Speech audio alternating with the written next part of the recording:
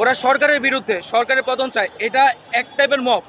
আমরা এখানে কোনো স্টুডেন্ট হচ্ছে সরকারের বিরুদ্ধে না, কারণ সরকার আমাদের সাথে কোনো বাজে আচরণ করেনি, কিছু করেনি। সরকার মাত্র 4 মাস হয়েছে আসছে, তাই আমি এইটুকু ক্লিয়ার করব কেউ সরকারের বিরুদ্ধে না। অ্যান্ড আরেকটা কথা বলা হচ্ছে যে অটোপাস, আমরা এটারও বিরুদ্ধে। আমরা কোনো স্টুডেন্ট অটোপাসের বিরুদ্ধে না, আমরা কেউ অটোপাস চাই না।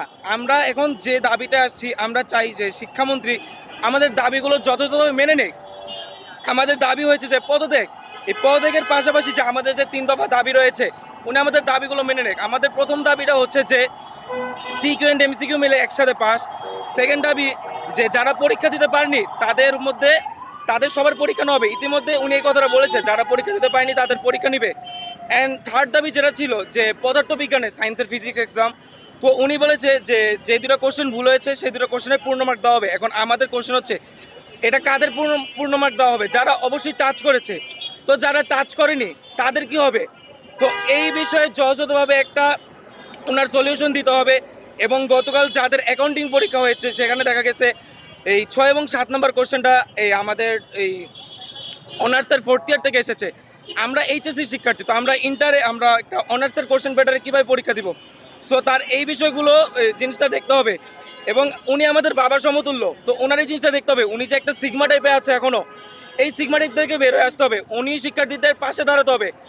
একটা শিক্ষার্থী একটা যদি পড়াশোনার সিস্টেম ঠিক করতে হয়, ওনার স্টেপ বাই স্টেপ আগাতে হবে। এই যে আমাদের 26 ব্যাচে যারা আছে শিক্ষার্থী, এদের যে অনেকের জীবন চলে গেছে, ওই দিন রাজশাহীর একজনের সুসাইড করেছে, এই জীবন দায়ভারটা কে নিবে?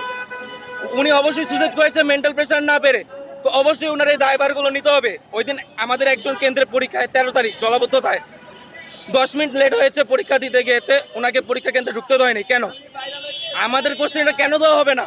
ওনাকে এমসিকিউর থেকে 10 মিনিট লেট করে দেওয়া হতো, 10 মিনিট কাটা হতো, বাট তারা এটা করেনি।